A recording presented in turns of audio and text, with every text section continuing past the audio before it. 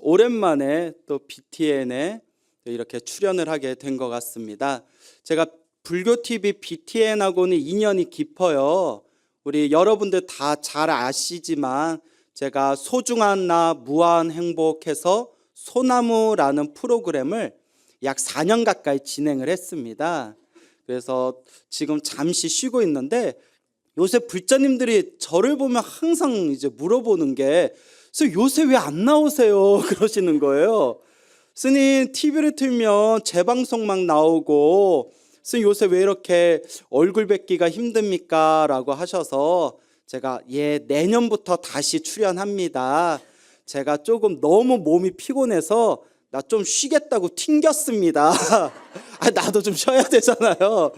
그래서 이제 내년부터 다시 소나무를 또 진행하게 됩니다. 그래서 그 전에 또 여러분들 다시 한번 뵙게 돼서 너무 반갑습니다. 어제 너무나 소름 끼치도록 너무나 신기한 이야기를 들었어요. 그래서 제가 이 이야기를 듣는 순간 아이고 잘됐다. 내일 무상사에서 또 좋은 법문하라고 부처님께서 떡밥을 던지셨구나. 또 이런 생각이 들더라고요. 여러분 한번 잘 들어보세요. 제가 너무 신기해가지고 그 예전에도 소나무에서 한번 이야기했던 건데 흔히 우리가 전설의 고향에서 사람이 죽은 뒤에 염라대왕 만나고 돌아온 이야기 있지 않습니까? 저도 어렸을 때 전설의 고향에서 염라대왕을 만난 이야기 이런 것들을 시청하고 난 뒤에 설마 정말 그런 일이 있겠냐라고 생각을 했거든요. 근데 의외로 우리 주변에 실제로 염라대왕을 직접 만나고 다시 돌아오신 분들 이야기가 의외로 많습니다. 그래서 예전에 소나무에서도 한번 제가 공개를 한 적도 있었는데요. 제가 얼마 전에 부산에서 제가 법문을 한 적이 있었어요. 그래서 특강을 한 적이 있었는데 그때 무슨 법문을 하다가 제가 또 염라대왕 이야기를 또 썰을 살짝 풀었습니다. 제 아시는 신도분이 있는데 이 신도분 돌아가신 아버님께서 실제로 겪으셨던 일이라고 해요. 이분께서 하루는 반나절 푹 잠에 드셨다가 갑자기 깨어나시더니 한숨을 푹 하고 내쉬더래요. 그래서 옆에 있던 이제 부인 되시는 분이 여보 왜 그래요? 오늘따라 왜 이렇게 잠을 깊이 자요? 뭐 어디 몸이 안 좋아요? 뭐 안 좋은 꿈이라도 꿨어요? 그러니까 그 아버지가 얘야 그거 물 좀 가져와라 해서 냉수를 벌컥벌컥 드시더니 내가 염라대왕을 만나고 왔다고. 그러면 이제 또 주변에 있는 사람들이 아니 비싼 밥 드시고 무슨 소린가 또 싶잖아요. 그게 무슨 소리입니까 하니까 잠을 자고 있었는데 저승사자가 찾아오더래요. 저승사자가 찾아와서 자, 갈 때가 됐으니까 따라오시게나 해가지고 이제 염라대왕 앞에 딱 당도를 했답니다. 그래서 염라대왕이 이렇게 딱 보면서 어디 경상도에 사는 아무개 이러니까 제가 아무개는 맞는데 제 경상도가 아니라 전라도 사람입니다 하니까 염라대왕이 깜짝 놀라면서 아이고 사람 잘못 데려왔다 이러더래요. 자기 아버지한테. 그래서 야 미안한데 사람을 잘못 데려왔다. 미안하다. 너를 90 몇 살에 다시 부를 테니까 그때까지 착하게 살고 90 몇 살에 다시 부르겠다 하고 돌려보냈대요. 그리고 눈에 딱 떠보니까 이제 자기 방안인 거예요. 그래서 한숨을 푹 내쉬면서 너무나 생생해서 소름이 끼친다고. 그런데 아니나 다를까 아버지가 몇십 년 후에 몇 살에 돌아가셨다? 그 염라대왕이 데려가겠다고 한 그 해에 실제로 아버지께서 세상을 떠나셨대요. 그래서 이 이야기를 부산에서 법문할 때 이 이야기를 불자님들께 들려드리니까 앞에 앉으셨던 어느 노 거사님이 깜짝 놀라면서 자기들 실제로 그런 경우가 있었다고. 그래서 아니 그게 무슨 말입니까 거사님 하니까 어렸을 때 친구 아버지께서 세상을 떠나셨대요. 그리고 우리가 그 관에 모시고 3일장 치르잖아요. 3일장을 치르는데 한 2, 3일 지났을 때 관에서 꽝꽝 소리가 나더래요. 이게 왠가 하고 이렇게 관을 열어봤더니 친구 아버지가 살아나신 거예요. 그 당시에 분명히 숨이 끊긴 거, 심장이 멈춘 거 다 확인하고 이제 관에 모셨는데 하마터면 땅에 묻은 뒤에 깨어났으면 어쩔 뻔했어요. 큰일, 생각만 해도 끔찍하죠. 그래서 이게 어떻게 된 거냐고 주민들이 물어보니까 내가 염라대왕한테 가가지고 염라대왕이 자기를 보더니 야, 미안하다, 너 잘못 데려왔다 이러더래요. 저쪽 세계도 실수가 많은가 봐요. 어째 저쪽 시스템도 좀 불안해요. 미안하다, 야, 너 빨리 땅에 묻히기 전에 너 빨리 돌아가라. 그리고 너를 몇 살 때 다시 데려가겠다. 그러니까 몇 살 때 다시 데려갈 테니까 그때까지 좀 기다리고 있어라. 뭐 기다릴 일은 아니지만 그 돌려보냈다는 거예요. 그래서 사람들이 야, 신기하다, 야, 신기하다 했는데 아니나 다를까 친구 아버지께서 언제 돌아가셨다? 염라대왕이 데리러 가겠다고 한 그 해에 세상을 떠나셨대요. 이런 거 보면 정말 신기하지 않습니까? 믿어야 되나 말아야 되나, 믿을까 말까? 그래서 불자분들은 대부분 믿으시죠. 우리 불교는 이제 윤회론이지 않습니까? 태어나고 죽고 태어나고 죽음을 반복하는 삶의 세계인데, 지금 여러분들께 드린 이 이야기를 어제 어느 불자님께, 어느 여성 불자님께 이 이야기를 전해드렸어요. 그 여성 불자님이 하시는 말씀이, 자, 지금부터 이제 중요한 이야기입니다. 당신이 이렇게 좀 살아오다가 우리가 힘들고 괴롭고 퍽퍽할 때가 있잖아요. 그때 너무나 마음이 괴롭고 답답하고 도무지 이 삶의 끄트머리 벼랑에서 어떻게 해야 될지를 도저히 몰라서 극단적인 선택을 하셨대요. 자살을 하신 거예요. 다 자살 시도를 했는데, 당신이 이렇게 자살을 했는데 정말 저승사자가 나타났대요. 여러분, 저승사자 본 적 있어요? 봐도 골치 아파요. 되도록 안 보는 게 좋죠. 저승사자가 나타났는데 정말 검은색 잿빛 이 한복을 입고 검은색 삿갓을 쓴 2명의 저승사자가 나타났답니다. 보통 우리 저승사자가 쌍으로 다니잖아요. 그래서 2명의 저승사자가 싹 나타나더니 저승사자 한 명이 가자 어서 가자, 너 데리러 우리가 왔다, 어서 가자 이러더래요. 그래서 가야 되나 보구나 하고 요 보살님이, 불자님이 따라가려는데 옆에 있던 다른 저승사자가 아니다, 아직 너 갈 때 아니다, 너 나중에 데려가겠다 이러더래요. 그러더니 한 명은 가자 그러고 한 명은 아니다 그러고, 둘이 가야 된다, 아직 갈 때가 아니다. 그 저승사자들도 좀 이상해요. 오기 전에 말을 맞추고 오든가, 사람 헷갈리게.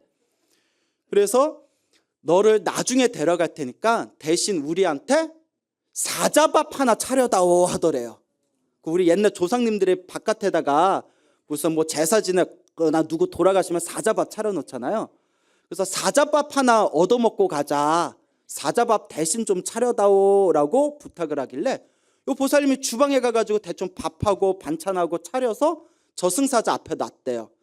저승사자들이 이제 맛있게 자시고는 그 자리에서 마치 안개가 스르르 흩어지듯이 흔적도 없이 싹 저승사자들이 사라지더랍니다.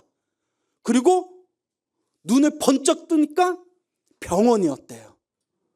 그러니까 산 거예요. 따라갔으면 어떻게 할 뻔했어요? 자, 저쪽 종교에서 요단강 건넜다고 표현하죠. 이제 완전히 가는 거예요. 그런데 전생에 무슨 성근이 있었는지 다행히 사자밥 하나 차리고 그걸로 퉁쳐가지고, 가성비 좋죠. 그걸로 사자밥 하나로 퉁쳐서 수명이 이제 연장이 되었습니다. 자, 그래서 이분께서 이제 정신을 차리시고, 그리고 이제 다시 삶의 의지를 불태워서 다시 일상생활로 돌아오시다가 우연히, 정말 우연히 소나무라는 방송을 보시게 되었대요. 그래서 또 여기서 이제 제 자랑해도 될까요? 네? 아우, 저 스님 별꼴이야 또 이러는 거 아니세요? 이제 저 들은 대로만 말씀드릴게요. 소나무 방송을 듣다가 그래도 너무 재미가 있더래요. 그래서 듣고 듣다가 자꾸 들으면서 비로소 이게 다 인과 업보구나, 우리 앞에 펼쳐진 행복과 불행이 다 누가 지은 업이구나, 다 내가 지은 업이구나, 다 자신이 지은 업이구나, 행복하게 사는 것도 불행하게 사는 것도 다 내가 지은 업인데, 요 소나무의 광우 스님이 이야기하는 것처럼 업장 소멸을 해야 되는구나. 그리고 이 불자님께서는 원래 자기는 윤회를 믿지 않았대요. 전생을 믿지 않았답니다. 근데 소나무를 들으면서 전생이란 분명히 있을 수 있겠구나. 내가 전생에 지었던 업을 이번 생에 내가 받고 있는 거구나. 그러면 이번 생에 내가 어떤 업을 짓냐에 따라서 다음 생에 또 행복과 불행으로 또 다른 모습으로 변화되겠구나라는 확신이 들면서 그때부터 열심히 기도를 하셨대요. 연불도 하시고 법화경 사경도 열심히 하셨는데, 제가 항상 우리 불자님들께 말씀을 드리지만 기도를 하면 반드시 가피가 있습니다. 분명히 있어요. 그래서 기도할 때 반드시 여러분들이 함께 드셔야 할 음료수가 있습니다. 오가피차라고요. 기도하면서 오가피 하면서 오가피차를 드시면, 미안합니다. 네, 제가 오랜만에 나와서 감이 좀 떨어졌나 봐요. 그게 마실 거예요. 또 체질 보면서 드세요. 자, 그래서 가피를 받게 될 때 우리 불자들이 기도하면서 첫 번째 받는 가피가 일단 마음이 편안해져요. 느끼죠, 여러분? 기도하다 보면 마음이 편안해집니다. 그 보살님께서, 그 불자님께서 법화경 사경하고 연불하고 매일매일 기도를 하면서 정말 그토록 들끓던 자신의 거친 마음이 편안하고 고요해지는 걸 느꼈대요.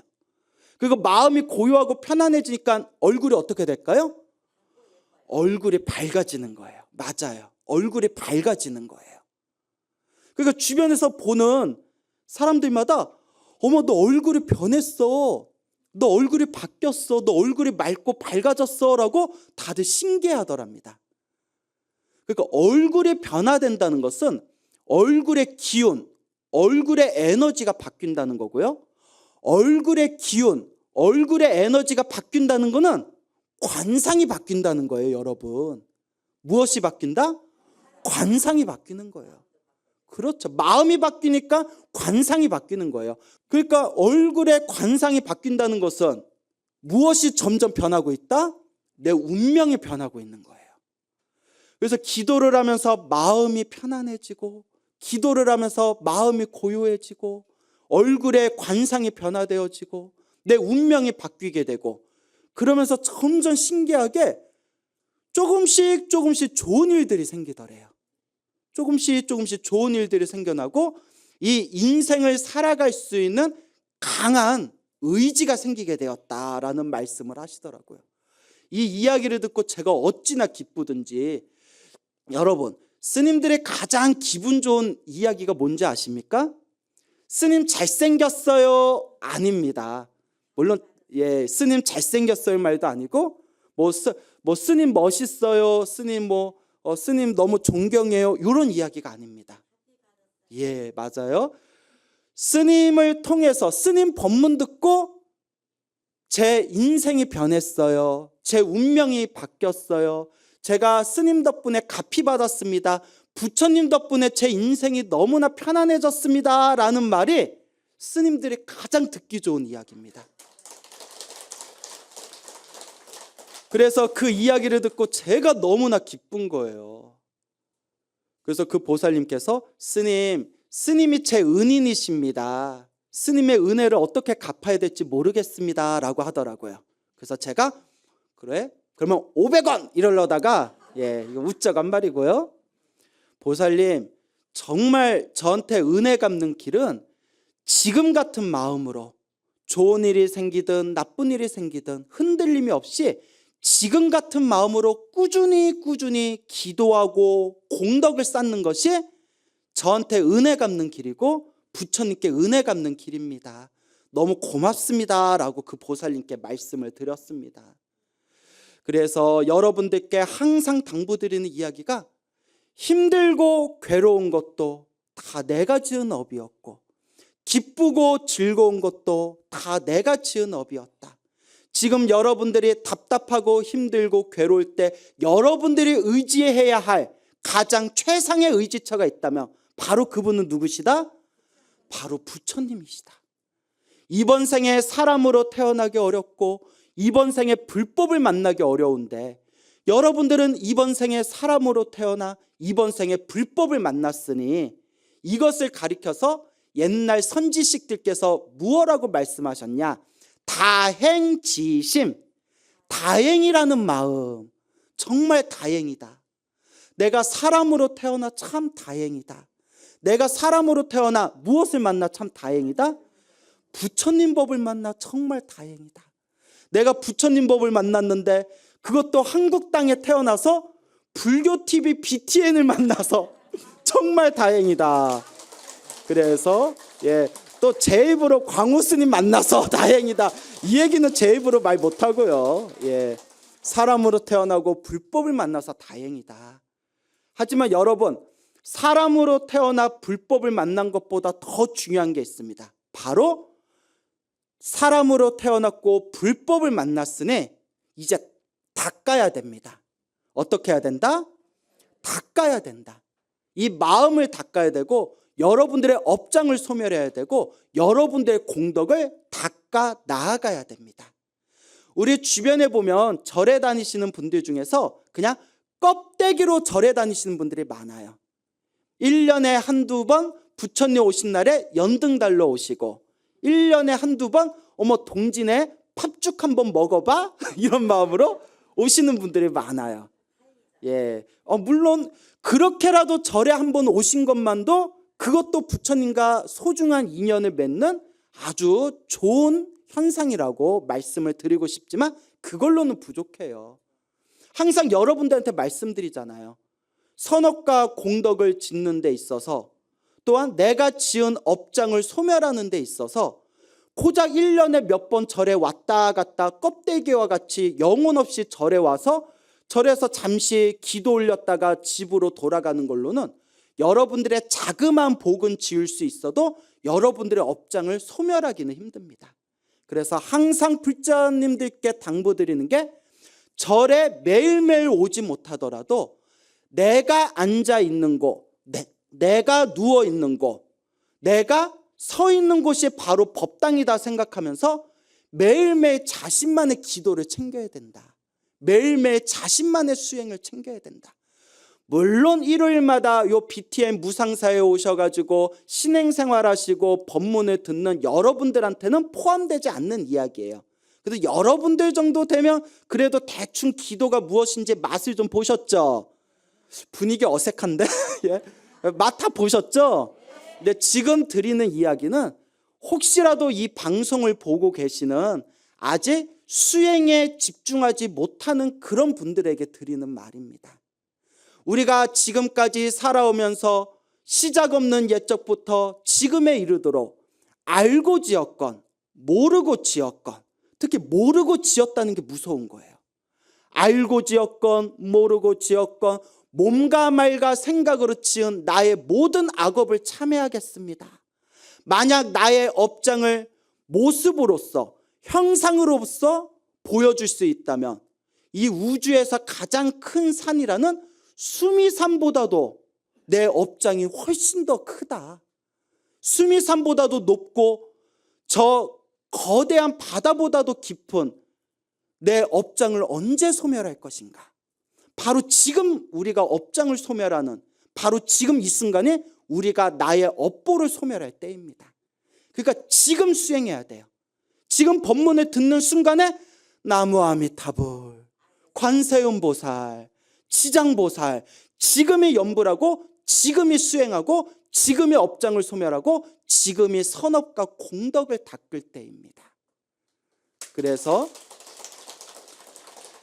옛날부터 선지식들께서 말씀하시기를 염라대왕은 말 잘하는 것을 봐주지 않는다라는 말씀이 있습니다. 염라대왕 앞에 섰는데 염라대왕이 그래 너는 지금까지 살아생전에 무슨 공덕을 지었느냐?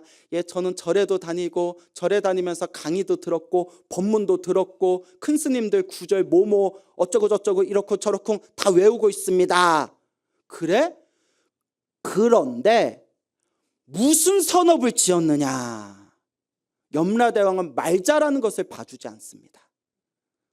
여러분들께서 이 자리에서 이렇게 좋으신 스님들의 법문을 듣고 또 전국에서 오신 큰 스님들의 강의와 법문을 듣는 것도 물론 여러분들의 지혜총명을 키우는, 지혜총명의 씨앗을 여러분들 마음밭에 심는 훌륭한 일이기는 하지만, 머리로 이해하는 것과 몸으로 실천하여 마음으로 체득하는 것은 하늘과 땅만큼의 차이가 있습니다.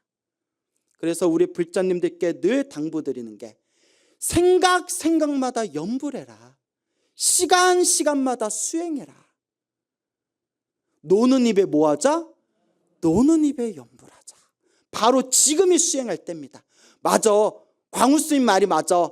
나도 이제 수행할 거야. 내일부터 해야지. 아니 돼요. 알겠어. 그러면 저녁부터 수행해야지. 아니 됩니다. 그래, 그러면 1시간 후부터 해야지. 갑갑해 죽겠네. 그렇죠. 지금부터 해야 됩니다. 지금 이 순간에 나무아미타불, 관세음보살, 지장보살. 그래서 부처님의 경전을 보면 불보살님의 거룩한 명호를 한 번 외울 때마다 내 거대한 업장의 한 부분이 조금씩 소멸된다고 합니다. 여러분들이 염불한 만큼 여러분들의 업장이 소멸하는 거고, 여러분들이 복과 선업을 짓는 만큼 여러분들의 공덕의 산이 높아지게 되는 겁니다. 바로 지금입니다, 여러분. 그래서 우리 불자님들께 늘 당부드리는 게, 좋은 일이 생기든 나쁜 일이 생기든 흔들리지 말자. 좋은 일이 생길 때에는 전생에 내가 선업을 많이 지어서 내가 이렇게 좋은 일이 생기는가 보구나. 그러니 내가 더욱더 열심히 복과 선업과 공덕을 쌓아야 되겠구나. 혹시 힘들고 괴롭고 나쁜 일이 생기면 내가 전생에 박복하게 살아서 지금 내가 이렇게 힘들고 괴롭고 답답한가 보구나. 그러니까 지금 이 순간부터라도 내가 더욱더 열심히 복과 선업과 공덕을 쌓아야 되겠구나. 열심히 염불하고 기도하고 복을 지은 것 같은데도 힘들고 괴롭고 답답한 장애가 생기면 내 업장과 내 업보가 두꺼워서 받을 게 많은데 그나마 열심히 기도해서 크게 받을 걸 지금 작게 받고 있구나. 그러니 내가 흔들림 없이 그저 내 마음을 꾸준히 닦아야 되겠구나라는 부동심, 움직이지 않는 마음, 이 부동심을 갖추셔야 됩니다. 그래서 항상 여러분들 명심하십시오. 여러분들이 지어놓은 공덕도 여러분들이 받게 될 것이고, 여러분들이 지은 악업도 여러분들이 받을 뿐이니, 이와 같이 우리 앞에 펼쳐진 행복과 불행이 온전히 다 나의 몫이다라는 것을 명심하고 끊임없이 되새기셔야 됩니다. 그래서 여러분들께 또 재미난 이야기를 들려드리겠습니다. 불교설화에 나오는 내용인데요, 그 머나먼 수없는 과거에 여우가 한 마리 살고 있었다고 합니다. 이 여우가 우연히 사자를 만나게 돼서 사자한테 쫓기다가, 사자한테 잡아먹히지 않으려고 쫓기다가 요 사자를 피해서 도망다니다 그만 우물 안에 쏙 빠지고 말았답니다. 우물 안에 빠져가지고 도저히 우물에서 나올 수가 없더래요.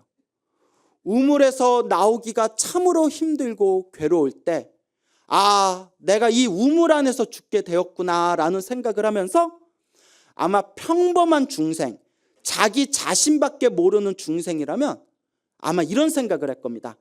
정말 오늘 재수없는 날이라서, 정말 개똥 같은 날이라서 내가 오늘 우물에 빠져 죽게 되었구나. 그런데 이 여우가 어떤 마음을 일으켰냐면, 차라리 사자한테 잡아먹힐 걸. 왜냐? 사자한테 차라리 잡아먹힐 걸. 괜히 우물 안에 떨어져서 죽은 바람에 사람들이 마실 우물물을 내가 더럽히게 되었구나. 내 업을 어찌할꼬. 이런 마음을 일으키는 겁니다. 여우인데 착해. 여우가 착해. 예.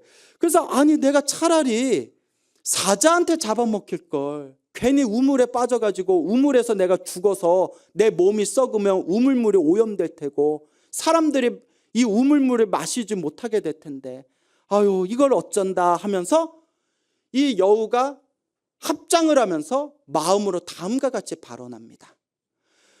제가 전생에 지은 업이 참으로 두꺼워 이번 생에 여우의 몸으로 태어났습니다. 부디 바라옵건대 이번 생에 제 업이 다 소멸하여 다음 생에는 부디 부처님의 성스러운 가르침을 만나서 부디 깨달음을 얻어 널리 중생 제도하기를 발언합니다 하면서 합장을 하는 거예요. 누가? 여우가. 나보다 낫네. 뭐 여우가 이렇게 똑똑해. 여우가 합장을 하면서 제가 전생에 업이 두꺼워 무엇으로 태어났습니다? 여우로 태어났습니다. 이번 생에 제가 목숨이 다한 뒤에 이번 생에 제가 지은 업장이 모두 다 소멸하고 다음 생에는 부디 무엇을 만나서? 부처님의 성스러운 법을 만나서 반드시 무엇을 얻어지이다? 깨달음을 얻어지이다. 그리고 모든 중생 제도하여 지이다 하고 합장을 하고 발언을 하니까 하늘에 있는 하늘신 제석천왕이 깜짝 놀란 거예요. 야, 무슨 여우가, 저런 여우가 다 있냐? 그래서 하늘에 있는 제석천왕이 밑으로 싹 내려옵니다. 우물 밑으로 다 내려온 뒤에 여우에게 합장을 하면서 여우여 여우여, 내가 하늘에서 지켜보니까 그대는 보통 여우가 아닙니다. 보통 여우가 아니면 뭐예요? 불여우야?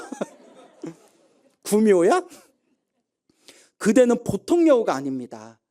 나에게 법을 설해 주십시오 하는 거예요. 여러분, 이게 중요합니다. 정말 진리를 추구하는 사람은, 정말 깨달음을 추구하는 사람은, 정말 법을 추구하는 사람은 상대를 가리지 않습니다. 나보다 낫다고 생각된다면 그 사람에게 법을 청할 줄 알아야 됩니다. 여러분, 제서천왕이 높겠어요? 여우가 높겠어요?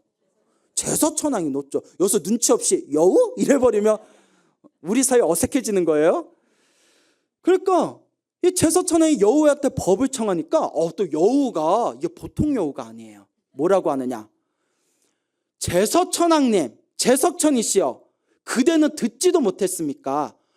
마땅히 법사를 초청하여 법을 설할 때는 법사를 위로 앉혀놓고 아래에서 듣는 거지, 법문을 듣는 자가 어떻게 위에 있고 법사를 밑에 있는데 법을 청할 수 있단 말입니까? 이러는 거예요. 그래서 야, 여우가 보통 여우가 아니에요. 그러니까 제서천왕이 제가 실수했습니다 여우님 하더니, 하늘의 신이니까 이 제서천왕이 하늘 세계에 있는 다른 신들을 불러가지고 다른 그 하늘 신들에게 명령을 내려서 이 하늘의 신들이 자기가 입고 있는 하늘 옷을 벗어서 그걸로 법상을 차렸대요. 하늘의 옷자락을 쌓아서 그것으로 법상을 차린 뒤에 여우를 그 법상 위에도 모시게 됩니다. 그리고 제서천왕이 그 밑에서 여우시여, 원하는 대로, 법사께서 원하는 대로 이 법상을 차렸으니 부디 수승한 훌륭한 법을 설해 주십시오라고 이제 청을 올립니다. 그때 이제 법사가 된 여우가 다음과 같이 법문을 합니다. 꼭 명심하시기 바랍니다. 첫째, 모든 행복과 불행은 자기가 지은 원인과 결과입니다. 지금 세상 사람들은 인과 업보를 믿지 않아서, 이 자신이 짓고 있는 인연법을 믿지 않아서 5만 가지 수많은 악업을 저지르고 있습니다. 자신이 지은 악업은 이번 생이 아니면 다음 생, 다음 생이 아니면 다다음 생이라도 반드시 자기가 그 업보를 받게 됩니다. 그러니 첫째, 인과 업보를 철저하게 믿으십시오라고 법문을 합니다. 여운데 대단하죠? 둘째, 복을 짓는 것 중에서 가장 뛰어난 복이 불법승 삼보에 귀의하는 것입니다. 거룩한 부처님께 귀의하고, 거룩한 가르침에 귀의하고, 거룩한 스승들께 귀의하는 것이 가장 큰 복입니다. 지금 중생들은 번뇌와 망상이 참으로 많아서 이 불법승 삼보를 믿고 의지할 줄을 모릅니다. 그러니 마땅히 불법승 삼보를 믿고 의지하십시오. 세 번째, 복을 많이 지으셔야 됩니다. 선업을 많이 지으셔야 됩니다. 그리고 복과 선업을 짓는 것 중에서 가장 뛰어난 공덕은 바로 법공양, 법보시입니다.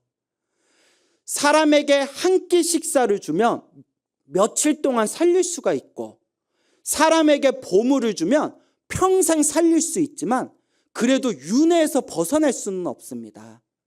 사람을 윤회라는 생사고해에서 벗어나게 하는 것은 오로지 법공양뿐이 없습니다. 사람들에게 법을 베풀어야 됩니다. 그러면 법을 베풀기 위해서는 마땅히 스스로 부처님의 법에 의지하여 열심히 수행을 해야 됩니다.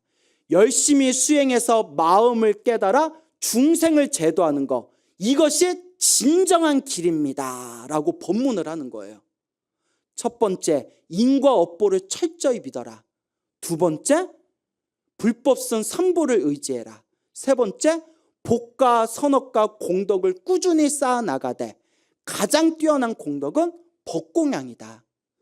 법공양을 널리 펼치려면 자기 자신이 수행을 해야 되고, 자기 자신이 수행을 해서 마음을 깨치는 것이야말로 가장 뛰어난 길이고, 스스로 깨달음을 얻어서 중생을 제도하는 것이야말로 가장 진정한, 가장 훌륭한 길이다라고 여우가 제서천왕한테 법문을 하는 거예요. 제서천왕이 놀래가지고 뛰어나십니다 여우여, 뛰어나십니다 여우여.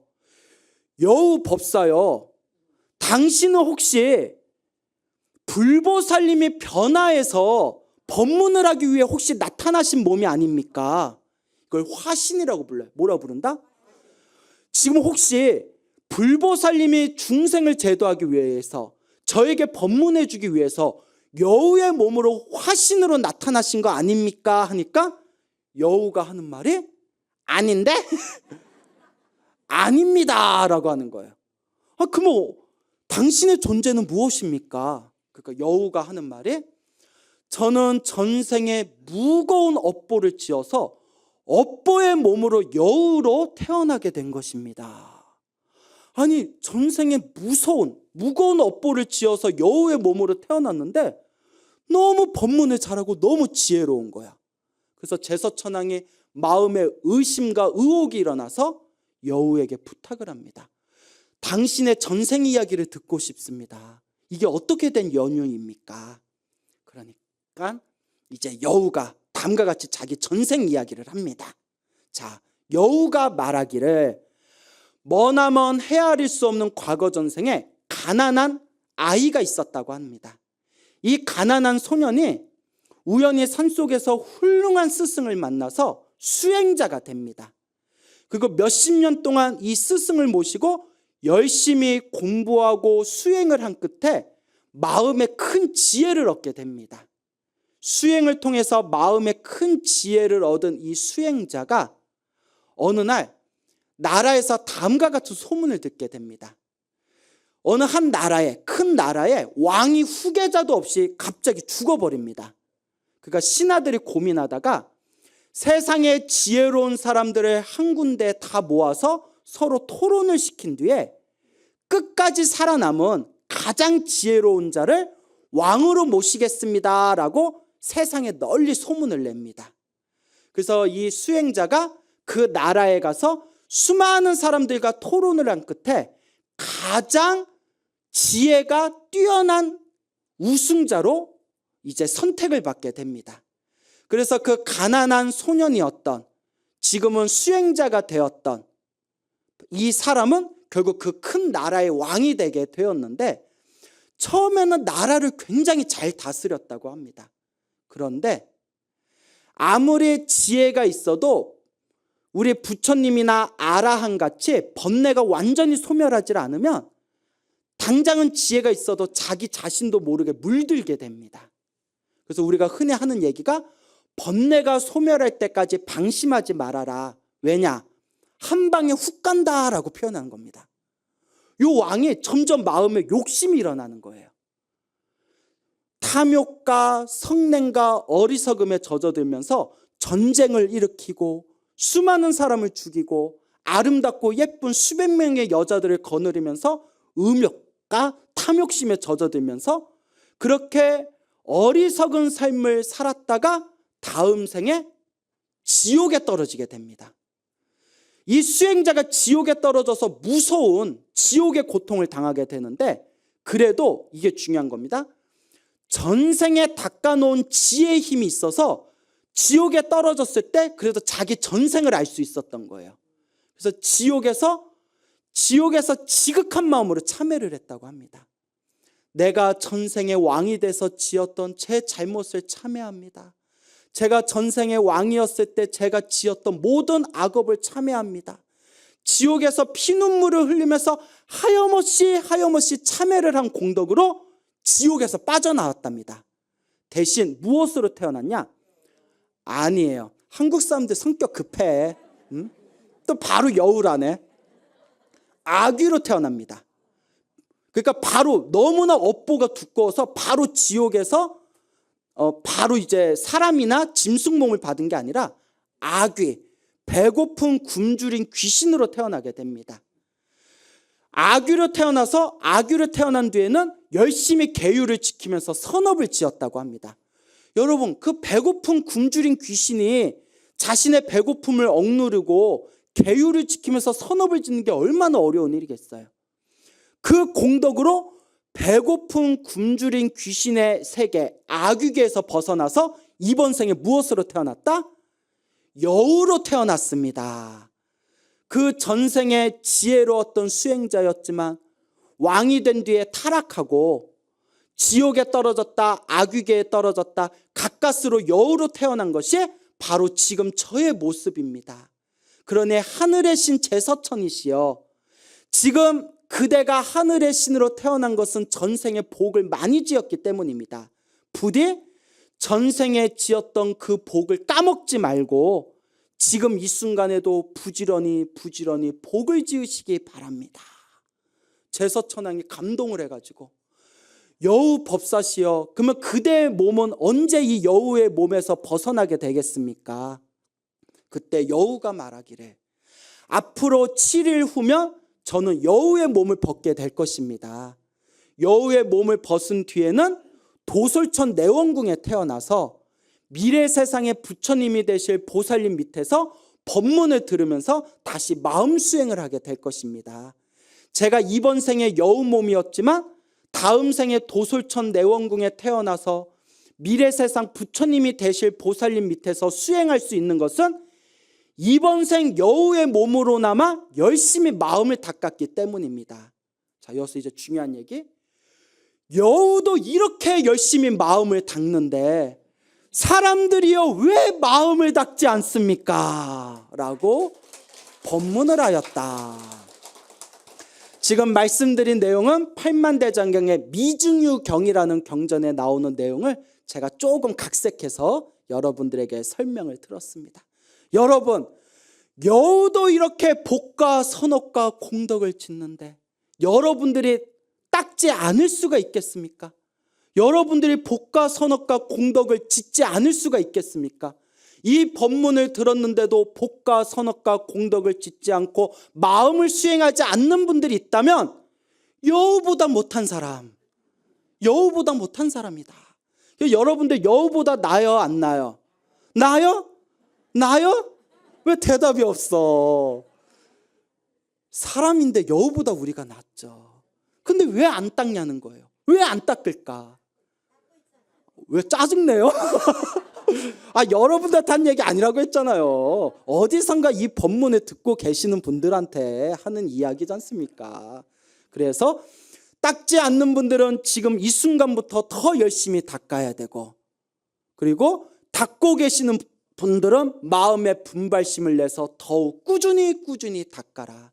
내가 지은 복과 선업과 공덕은 반드시 누구에게 들어온다? 나에게 들어오고 나에게 돌아오게 된다라는 것을 꼭 명심하시기 바랍니다.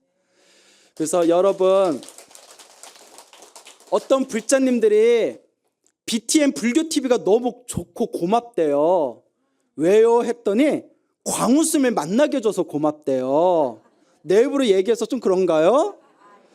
그래서 제가 무슨 말씀을 드렸냐면, BTN이 정말 고마우면 BTN에 조금이라도 후원을 해줘라. 조금이라도 후원을 해줘라. 그래서 BTN이 다 이렇게 불자들을 위해서 방송이 운영되는 것도 다 우리 불자님들의 지극정성의 보시공덕으로 이루어지는 것이다. 그런 말씀을 드립니다. 그래서 우리 여러 불자님들, 아까도 법공양이 가장 훌륭한 공양이라고 했죠. 그래서 ARS도 있고 붓다회도 있습니다. 여러분들 형편에 닿는 대로 5,000원도 좋고 한 달에 10,000원도 좋으니까 여러분들 형편 닿는 대로 복을 짓는 마음으로 불교의 전법 포교를 위해서 ARS 붓다에 많이 후원해 주시기 바랍니다. 알겠죠? 자, 그러면 합장하시고 한 구절씩 따라 하시기 바랍니다. 불교를 믿어도 나쁜 일이 생길 때는 나쁜 일이 생기고 불교를 믿지 않아도 좋은 일이 생길 때는 좋은 일이 생깁니다. 좋은 일이 생기든 나쁜 일이 생기든 모두 내가 지은 업입니다. 좋은 일이 생기든 나쁜 일이 생기든 항상 마음이 평온한 것, 이것이 불법의 핵심입니다. 항상 복과 선업과 공덕을 세세생생 닦겠습니다. 나무 마하바냐 바람이. 예, 오늘 여기서 마치겠습니다. 성불하십시오.